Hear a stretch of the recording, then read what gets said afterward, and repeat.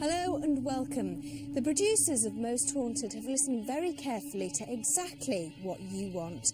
You wanted a longer show, and that's what you're going to get. We've made a 1-hour special of Most Haunted, and we hope you like it.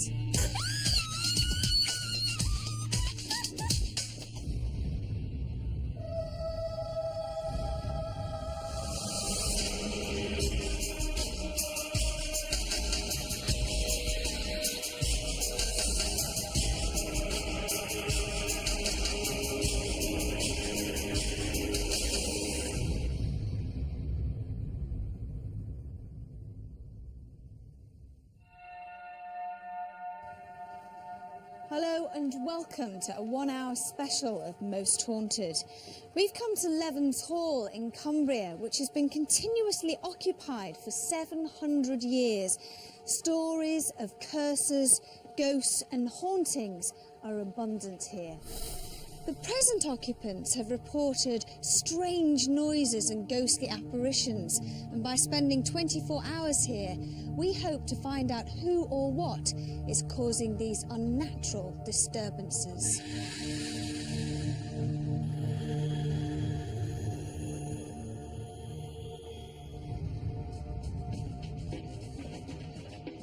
Levens Hall was first built in 1250 by the de Redmonds. It has been passed from family to family, who have all had their part in making the hall look the way it does today. A medieval structure that has had many owners, including Alan Bellingham, who lost the ownership in a game of cards on the turn of the Ace of Hearts. There have been many ghost sightings at Levens that have intrigued and frightened people for many years, but no one knows for sure who or what they are.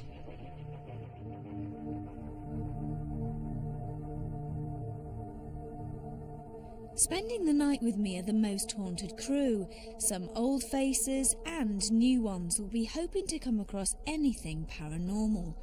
To become better acquainted with the property and its supposed hauntings, Susie Baggett, the owner, filled us in on some of the alleged sightings. So Susie, what sort of things have been seen outside of the hall and in the grounds? Well, I think the principal one is the grey lady, a lady dressed in a grey purpley dress with her hair up in a bun, and she's seen down at the bottom of the drive near the river and has been seen by several people. One person even was on a bicycle and fell off trying to avoid hitting her.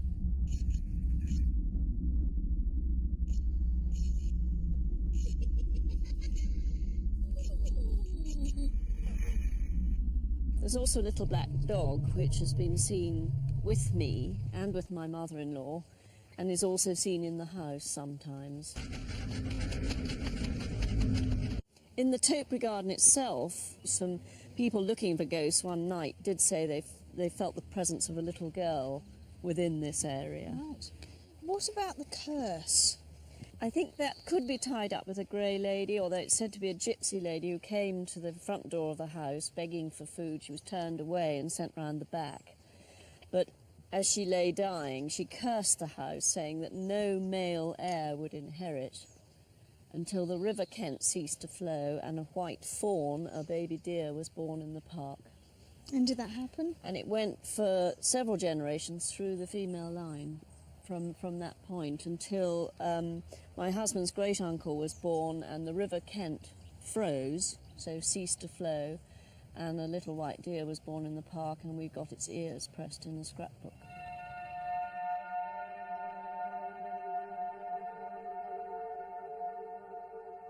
Well, curses are an integral part of English folklore, and the one here goes back, I believe, a couple of hundred years. The interesting thing about it is that it seems to have come true. Now, what you have to look at with curses is whether we are actually looking for links in something which is actually a coincidence.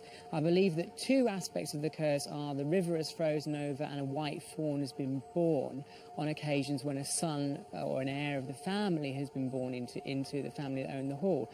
But how many fawns and how many freezing rivers have we had when there hasn't been a male heir? I think that's the key. I think we're probably looking for links where perhaps it's just a coincidence. Well, Levens Hall is a well-known haunted house. There are lots of different stories here, as you would expect with an ancient house, and other investigations have taken place, but I have to say that they have actually focused more on the gardens rather than the hall itself. And according to the reports that I've read anyway, investigators have found positive results of flashes of light which they couldn't explain, and various other encounters within the gardens, not just in the house. So I'll be interested to look at the gardens as well as the hall itself.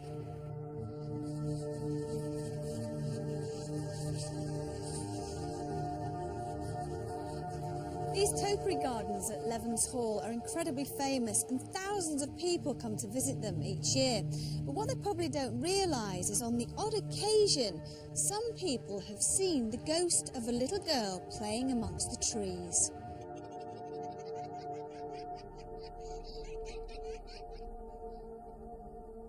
To help us with our 1 hour special, we invited 2 new parapsychologists to see if they could find out whether these ghostly disturbances are real.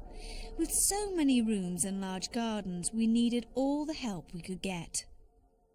Well, I've been researching and investigating haunted locations for about 13 years now. I've had a special interest in Levens Hall for quite a few years now because of the amount of conflicting ghost stories that's here. One person tells you one thing, then another person will tell you another.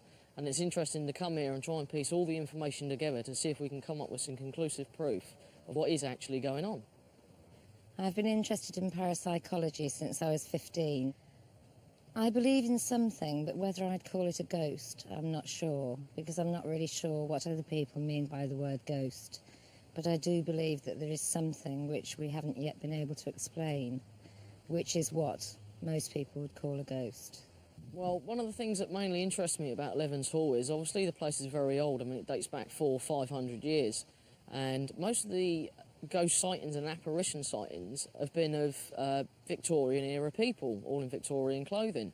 And it seems strange to me that a location as old as this seems to have fairly recent ghosts. I believe that there are people who are able to share with other people knowledge of which they had no prior cognition. I have no idea what it is, where it comes from, why some people are able to do it and other people aren't. So if that's what you call a medium, then yes, I have to say I believe in some, but not all.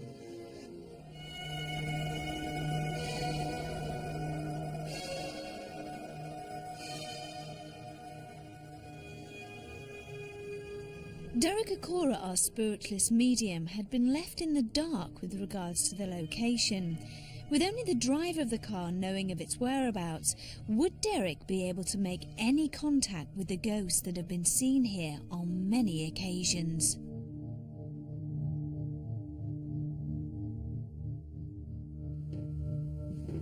Can you imagine how you would feel if this happened? You're lying in bed, fast asleep, only to wake up and discover 3 ghosts standing at the foot of your bed. The lady in question asked the 3 ghosts who they were. They said nothing and just walked away. She was upstairs asleep in one of the bedrooms, and the story as I understand it is that she suddenly woke up, and there at the foot of the bed was a gentleman with a stick and a stovepipe hat on, and presumably his wife next to him, and also a child as well. She's a very sort of forthright lady. She just said, "What on earth are you doing here? Get out of my bedroom." Whereupon they just faded into the panelling of the room. We had a babysitter on one occasion who was in one of the rooms sort of watching television. She kept on going to the door because she was quite convinced somebody was going to come to the door because she could hear the floorboards squeaking. And then she went to the door and there wasn't anybody outside that door, and that got her very worried.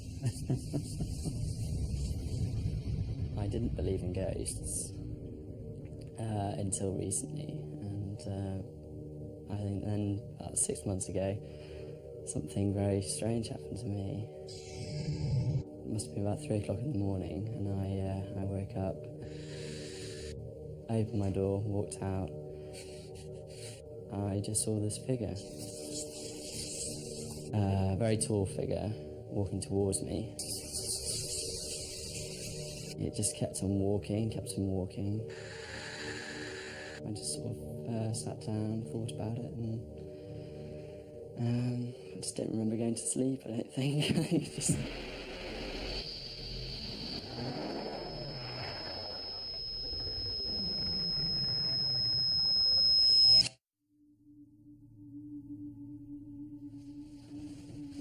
So why does this particular corridor seem to have a lot of activity?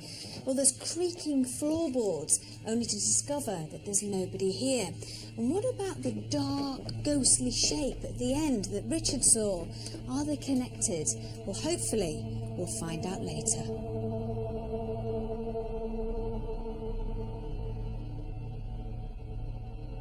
Whilst the crew busied themselves setting up equipment and filming different parts of the hall, David and Vicky spent time taking various measurements around the property. This is what's known as a baseline test. Well, when we investigate a haunted house, you have to look at the most obvious things. I mean, if people are being woken up by supposed poltergeist activity, you have to look at central heating systems to make sure there's no airlocks. You have to check things like creaking floorboards, which can affect door latches, which explains doors opening. There's a whole variety of possible causes that you do have to delve into, and you do have to be quite intense in your investigations. We try to rule out the ordinary noises of any house. If you investigate in the dark, you rule out what's commonly called corner of the eye phenomena, where you think you see something in the corner of your eye, but it's gone before you've actually registered it. So if you're in the dark, you rule that out straight away, but you rule in hysteria and sensory deprivation. You then start to look at geophysical activity in the area at the time that something odd or unusual was recorded. How has whatever differed from the baseline measurement that you've previously taken? And you try to work out rationally, scientifically, logically, what has caused that fluctuation. Ley lines are often connected with paranormal and ancient sites and are thought to be one of the reasons for unexplainable occurrences. Changes in magnetic fields giving off different levels of energy can induce different kinds of phenomena. Whether it is paranormal, it is yet to be scientifically proven. We wanted to see if ley lines were prevalent at Levens, and one of the oldest ways to find out is to use dowsing rods. First subsection there, because as you went past, your right hand dowsing rod started to point to the right. Well, mediums and parapsychologists have come to Levens Hall in the past to conduct investigations. When in this bedroom, they've all said the same thing. It's got ley lines in it. Also, there are many people that come to visit and stay at Levens Hall, and there are lots of bedrooms here, but no one will stay in this bedroom.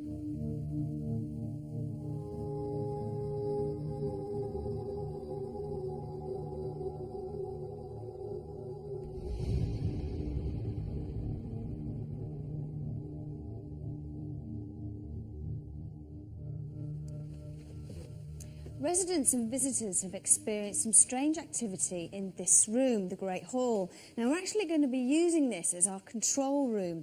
Now, Jason, we've got an awful lot of equipment, haven't we? What's going on here, then? Well, what we've got here is 3 cameras set up in the key spots where ghosts are supposed to have been seen in the past. We've got the corridor, we've got the gardens, and we've also got one of the haunted bedrooms. So we'll be able to watch the whole of the house throughout the night, which will give us an increased chance of catching anything, if there's anything here.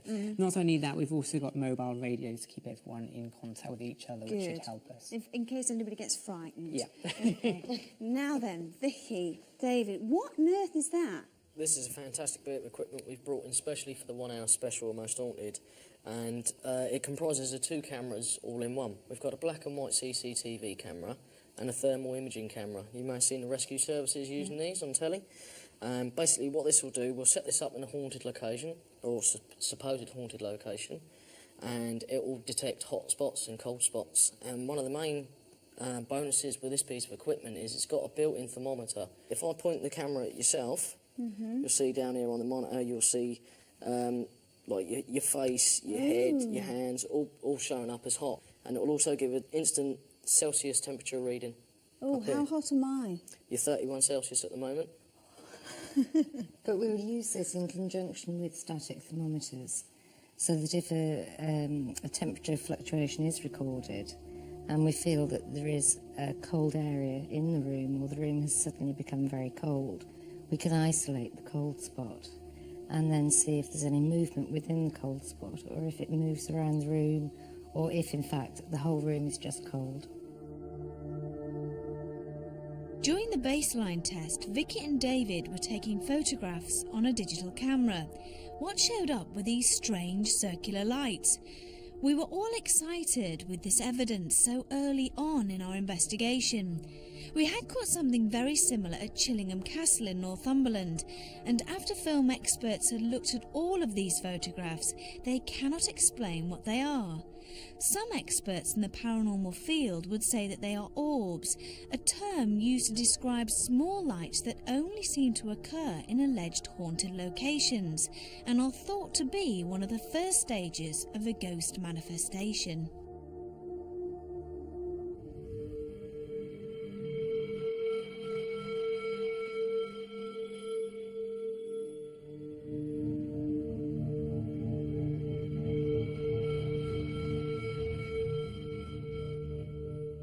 With all the ghost stories and photos of strange lights taken earlier, we were all hopeful that we would encounter some kind of paranormal activity. Would Derek Akora, our spiritualist medium, be able to help us with our investigation at Levens Hall?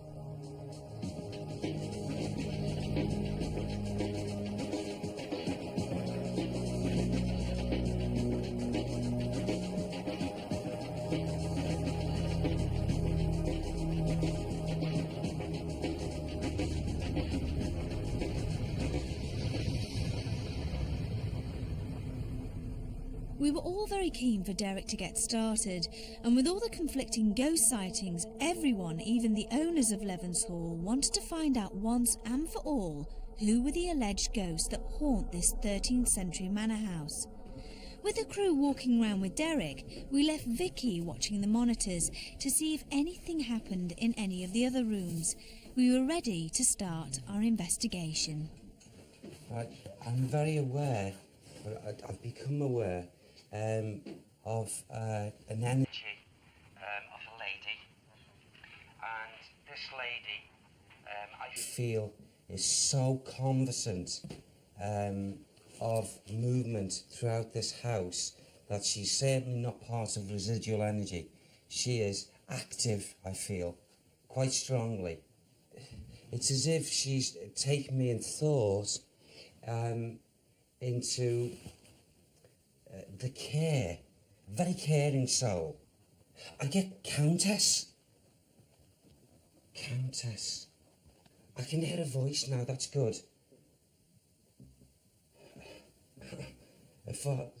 James, why is she saying this? I don't know. She keeps on talking about her love for her father. A love for her father. James. Her father is James.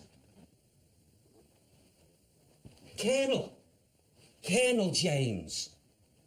Colonel James. Colonel James. The Countess's father comes here. James comes here. There's no ladies just come in here now. I feel her energy coming in, intermingling. Jason, she's virtually at the back of you. Can't feel her yet. Yeah, okay. She's showing herself here to me. She comes in here as well. She's got a strength here for some reason. I can't get a name. I can't get a voice with her. I get this love with both these energies here of caring around children. She wanted to care around children. Maybe that actually were brought up here. I'm very aware that at certain times, maybe on a lot of occasions, that anyone that would come into this room, even sleep in the room and what have you, would experience quite a bit of activity here.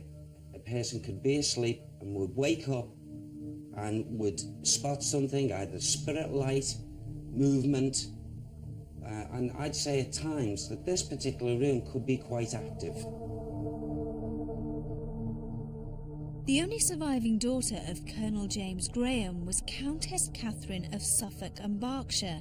Maybe it was her and her father who was seen at the foot of the bed, but who the child was, we don't know.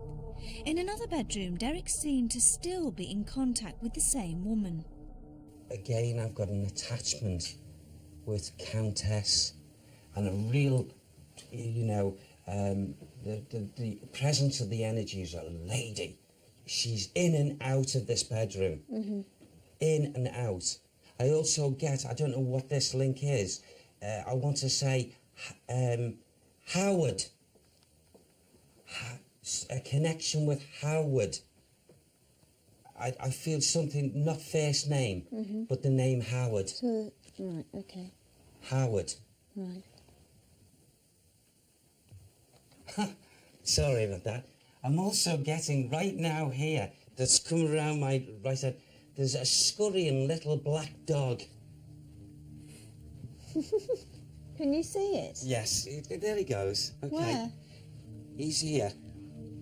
He loves running up them stairs. He's up and down here. And he goes right across. He knows this place inside out. This little black fella. What sort of dog would you say it was? To me, he looked like a little mongrel. Right. Okay? A mongrel. I'm not talking about the size of a miniature dog. I'm talking about a mongrel of this size. Yeah? Okay. He runs throughout this home. Throughout. Right. He's not always up here. Why he's come up here, I don't know. I feel as if I want to go downstairs with him and stay down there. Yes. It's like. Do you want to go now? Yes, please. Okay, let's go down. Yes. The Countess seemed to have a strong link with Derek, as did the little black dog, which has been seen by residents and visitors. Downstairs, in one of the oldest parts of the house, another supposed spirit was adamant that they be heard. I've got a woman's voice now virtually ringing through my ears here, this level, saying Bellingham, Bellingham, Bellingham. We belong, we belong. Bellingham, Bellingham. And now I'm getting the feelings around me as if now there's a man's presence here with me. Colonel James. Colonel James. This portrait of Colonel James Graham shows him complete with wig. He does not match the description of the supposed ghost seen by a female guest at the foot of the bed. But who knows whether Colonel James dressed like his portrait all the time. Derek had led us to the Purple Room, which is the only bedroom where guests refuse to sleep, as it has an oppressive atmosphere. You picking anything up? I don't know what it means. I get the initial D and E. D and E. And yet, because of my sight, I can't get it all clearly. It's D something. Something, an attachment that going way back to the foundations, the first built part of foundations. A name that would have been responsible. Hopefully, before we finish our investigations throughout the night, We'll find I'm out hoping we'll find out what this is. Yeah. Derek was absolutely correct. The Purple Room is one of the first parts of the house to be built by a family called the D. Redmonds. We couldn't believe it when Derek stopped in the haunted corridor. Would he be able to tell us if it was active and who or what haunts it? This passageway, okay, is most definitely, okay, at times seriously active.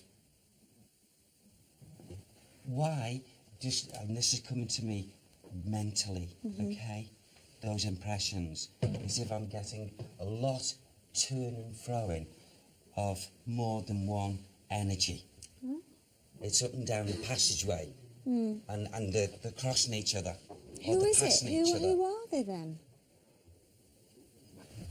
Earlier, I saw a lady coming whizzing right across the lawns. Okay, she's one of them. And the only way I can describe it is if she's in this drab greyness, grey-brown, dress come covering like a cloak. And her energy is up and down here at times, and then she's out. She would like to show herself, if not startle, step back in front of people.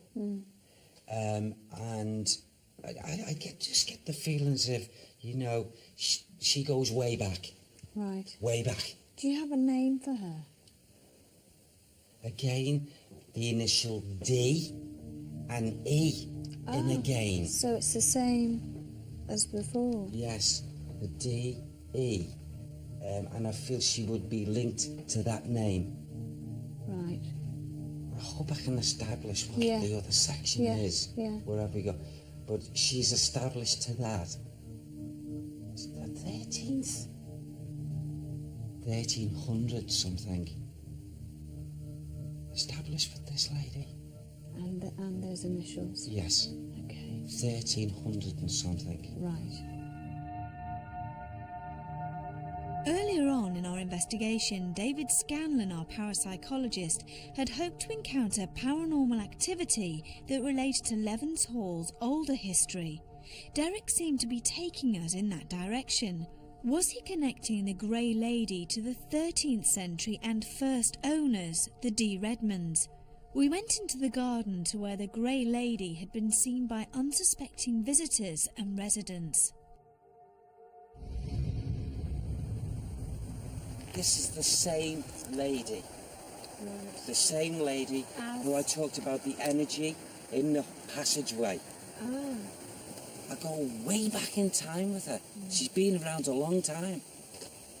I feel when I saw her in the physical, I would put her into probably a late 30s.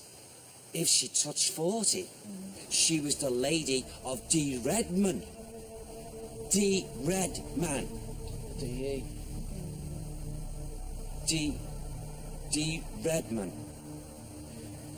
And she feels, at times, as if she belongs more here, this person in grey, more than any of the other individual spirits. That's what they see her, she sees them, she ignores them. She has nothing to do with the others.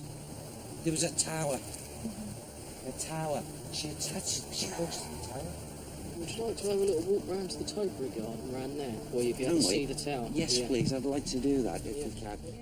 After all these years of not knowing who the ghost of the Grey Lady is, maybe Derek has pieced the jigsaw together. He feels strongly the Grey Lady was a lady in the D. Redmond family who resided at the hall in the 13th century. But without a first name, we cannot confirm who she was. But this was enough to give the Grey Lady the beginnings of an identity. And if we are to go off Derek's information, she wouldn't be Victorian. Would you believe this?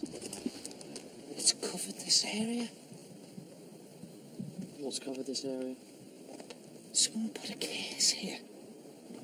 A curse? Yeah. What type? Can you elaborate? I'm not sure if that's a gypsy.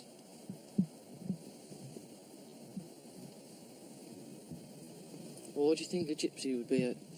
It's such a grand house like this. I don't know. I mean, there's my...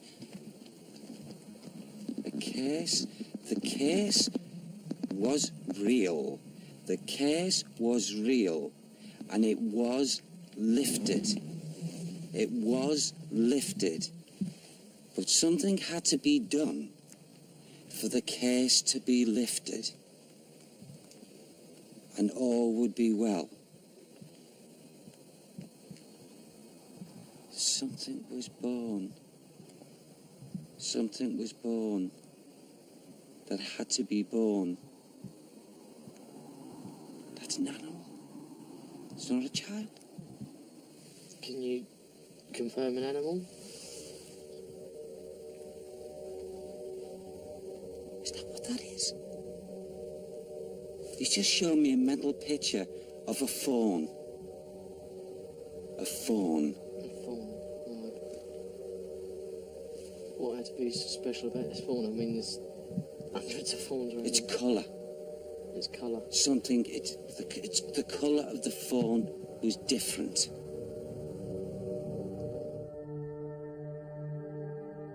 With Derek's investigation around the house complete, it was time for the rest of us to be let loose in different parts of Levens Hall. Splitting into small groups seemed to be the best way of covering all areas, and with Jason keeping a watchful eye on the monitors, we felt we had an overall view of the house. David, Derek and myself ventured down the long, ghostly corridor. We had all the relevant equipment with us, plus the thermal imaging camera, which would hopefully enable us to catch any unexplained phenomena. If you see or feel anything, Derek, can you just give us a shout and prompt us and I'll snap away? I will do, yeah. Shall I talk, Derek, or not? Yes, carry on. Do you think... I don't know whether I'll do the right thing. I'm just go off what you guys tell me to do. No, that's fine. Yeah. If there is anybody here who would like to talk to us, show themselves to us, please feel free to do so. We mean you no harm, we're just very interested. David? Yes? Would it all show up on a thermal thing? Although the thermal imaging camera is a good piece of equipment to have because we've got the temperature readout, instant temperature readout, so we can detect increases in heat, decreases in heat. Now, I'm not entirely convinced or entirely sure that a thermal imaging camera would actually pick up an orb or an apparition for even that. But then again, if it's cold, we're going to get a temperature readout and not anything conclusive in image format. Meanwhile, not a lot was happening with the other groups, but there was one particular room, Bishop Ken's room, that seemed to have some strange activity. Stuart and Sean were unaware of this strange light that could be an orb. It comes and goes very quickly, but moves slowly.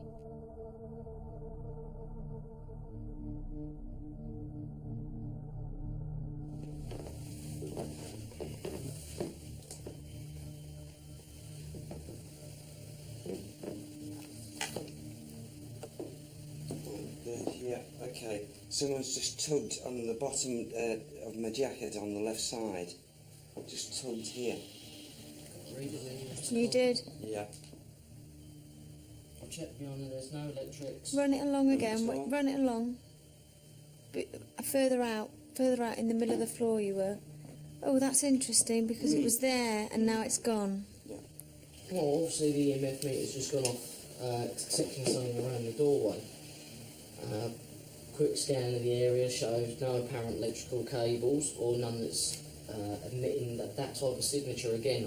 We've been over this position again. There doesn't seem to be any other reading from there. I'm afraid this is not picking up, No, that's fine. But it seems a little bit strange. It's there 1 minute and not there the next. Obviously, if it's an electrical cable, you've got a continual current cycling through the cable. So if there was an electrical cable underneath the floor, it would pick it up all the time. Rick and Carl were out in the topiary gardens, but with no light or sense of direction, they seemed to be getting a little edgy. Are you with me? I'm with you.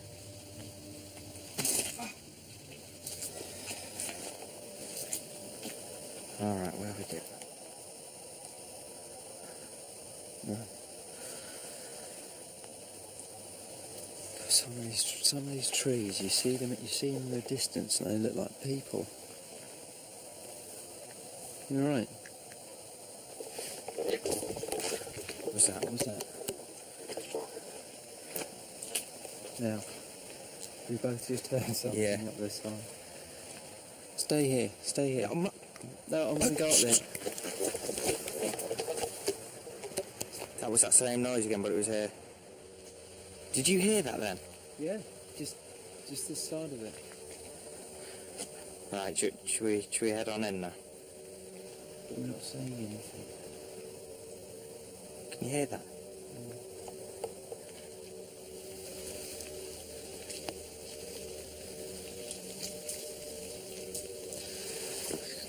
Crumbs.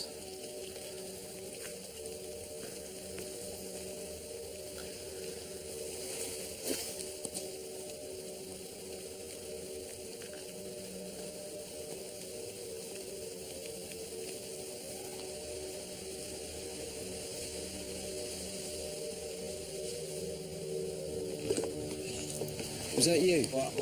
Did you just touch me at all? No. At all? No. Did you just touch me in any way, shape or form? No, I'm well in front of you. How can I touch you? Well, I don't know. I didn't see you. I was putting the camera in front of me.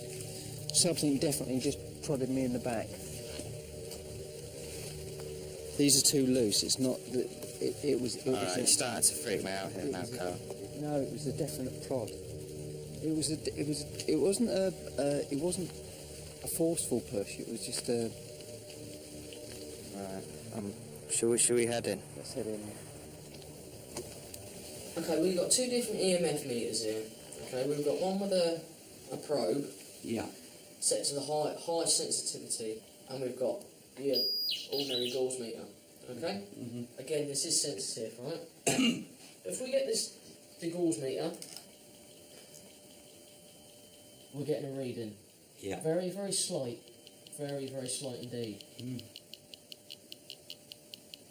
Okay, it's 1.5. Oh. If there is anyone in this corridor with us, could you please give us a sign? Could you knock, rap, tap, kick something, move an object? Just so that we know you're here.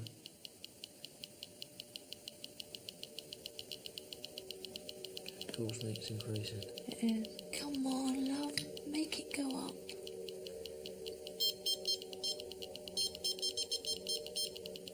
That's lovely. Yeah. There's movement. Where? It's coming towards you. Come on. Please show us a big light or anything to show that you're here. Come and say hello. Come on. Both meters pick it up. Oh, cold draft on my hand. Cold blast right on my hand. Can you feel it coming across? Very coming across. It's freezing cold. Absolutely freezing cold. Coming rushing right down. Oh, went down, right the way down to... Gauss meter's going off on its own. It's freezing. It's absolutely freezing. It's going to be a flash. Hello, are you here? She's trying her best. Ooh. Come on, love. Show some more. Yeah, it's getting a bit warmer now. Yeah, it is. It's getting warm. Oh, it's come to 31, 32. How's that? Look at that. And you saw her outline. Yes. Psychological, because of what Derek's just said. Yeah. Isn't that weird? Because that was coming straight from the back of me, freezing, absolutely freezing, and now it's back to normal. Yeah. The average temperature in the corridor was 20 degrees Celsius. Obviously, with more people together, the temperature would rise. Human body temperature is normally 36.9 degrees, so it seemed very strange to suddenly drop to 17 degrees. Derek seemed to believe he saw the Grey Lady's outline. Was she responsible for the temperature drop and the EMF fluctuations? Most of the crew had retired to bed, leaving just a few of us left to see if any more evidence could be found. Having had time to dry up from the garden, Carl and Rick made their way up to the Bishop Ken's room. There was something I wanted to do, face my fear of the dark and being alone in the corridor. With a locked-off camera at one end and my own camera for company, how long would I last? Oh God, I really don't like this. It's a light switch. Oh, how tempting is that? Can't see a thing.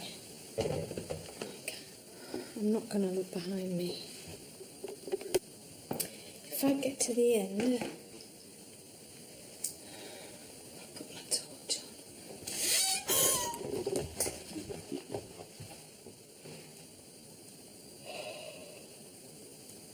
Okay.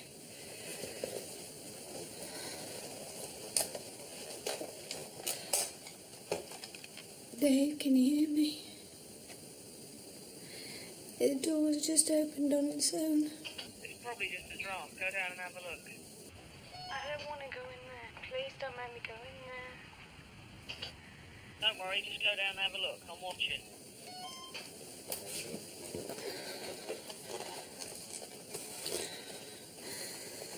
That door is open. That door is open. That was not open before.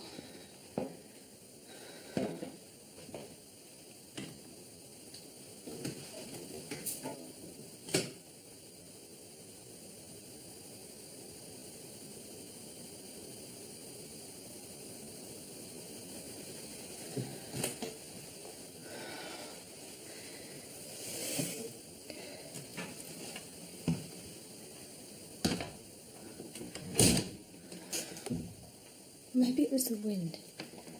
Maybe it was the wind. Look, it's easy to open. Okay, maybe it's not.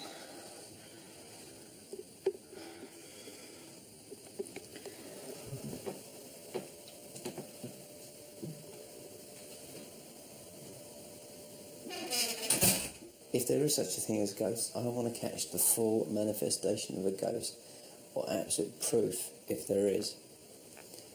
And if there is, I want to do it by seance. And if they do turn up, they turn up. If they don't. Okay. Well, God, it's so creaky down here.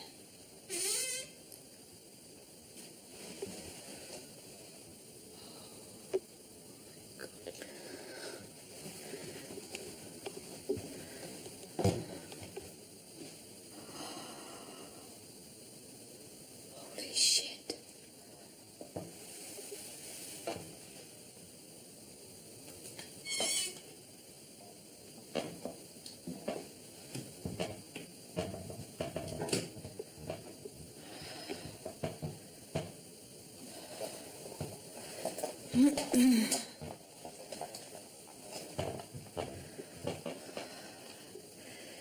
David? David, it's me. The door just opened again, David. There, calm down. It's an old drafty house. I know it's a drafty house. Okay.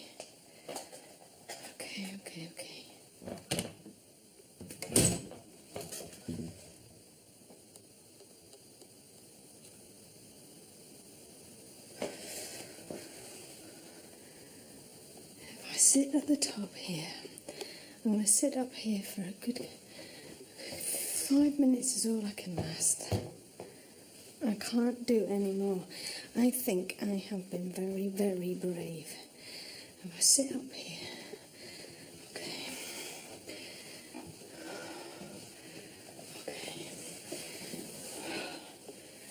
okay.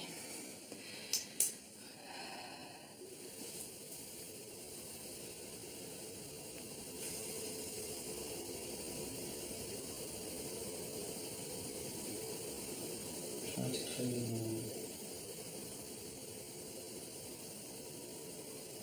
If there is anyone here, please try to show us your presence.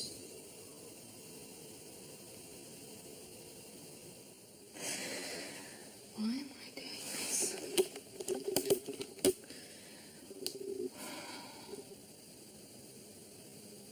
It is just to prove to myself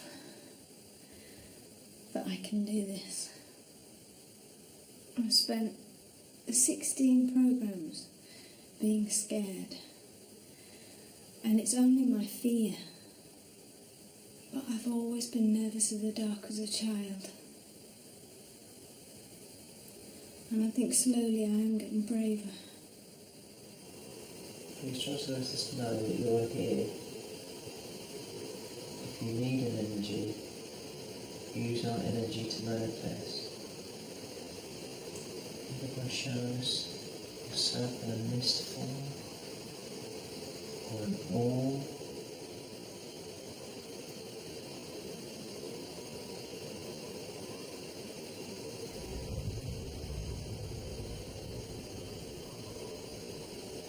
turn and show yourself at the bottom of the bed. You feel fun. Don't feel anything but I don't even feel like there's anything here.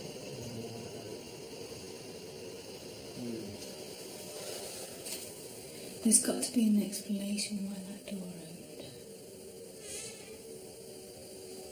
Did you hear that?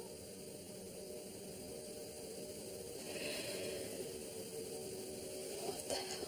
I'm too scared to go down.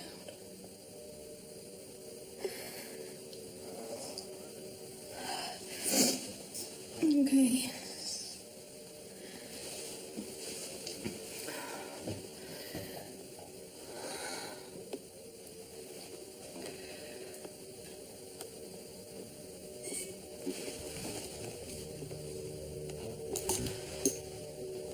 Where's that from?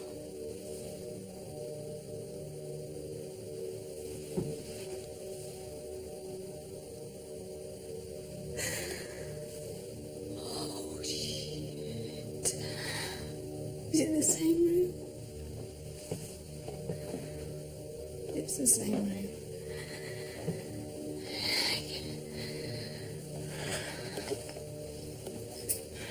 Oh, don't go by the torch thing.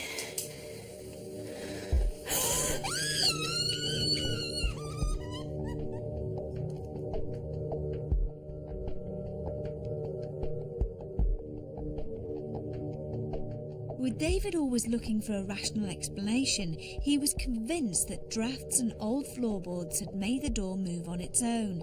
But it doesn't make me feel any less frightened about being alone in the dark. And if I lived at Levens, you wouldn't catch me going to the loo in the middle of the night. I am absolutely sure that the door opened on its own 3 times with no help from any drafts. During our investigation at Levens, this particular room is the only one where these strange lights have been caught on our night vision cameras. Stuart and Sean were unaware of this light earlier on in the investigation, during the séance, and also during David and Vicky's baseline test. All these lights appear at the foot of the same bed, but the 3 supposed ghosts have been seen here not so long ago. Were they connected? Of all the rooms at Levens Hall, most of the activity had centred in 2 places. The corridor where Richard Baggett had seen the black shape move towards him, and the Bishop Ken's room where 3 ghosts were said to have been seen by a female guest. During our 24-hour investigation, most of the unexplained phenomena and fear were also in these 2 places. Coincidence? Maybe.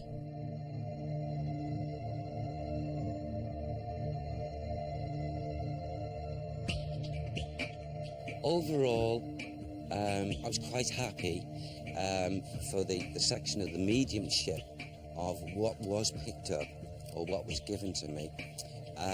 As far as the activity was concerned, we did manage to, with the machines, to pick up certain amounts of activity, which was, I suppose, quite pleasing. Like always, I wish for more. The cold spot that Yvette experienced in the corridor was actually quite interesting, because normally with a temperature reading you will get a gradual decrease or a gradual increase if you're coming closer to a natural heat source or a natural draft from an open window, an open door, but there was no form of ventilation around, so it couldn't have been a natural occurring draft. So that was actually very interesting. I think generally, like the majority of investigations into allegedly haunted houses or sites, pretty much nothing happened. Nothing that we've so far detected anyway.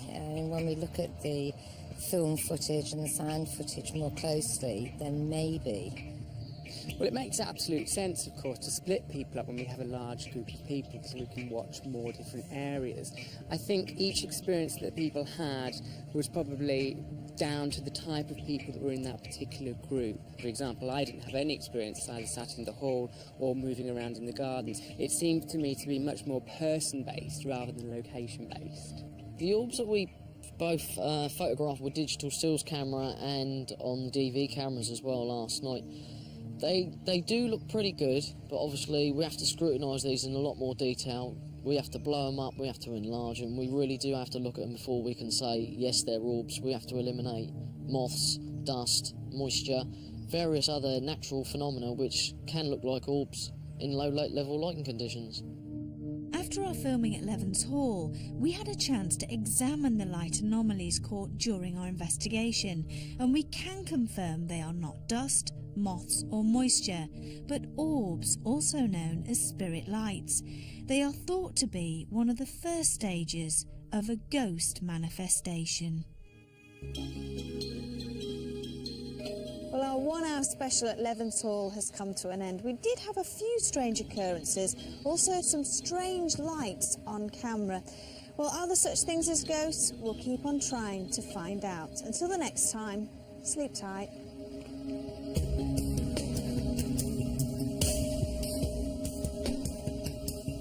Well, tonight I'm expecting to see orbs, as usual. Lots of weird sensations.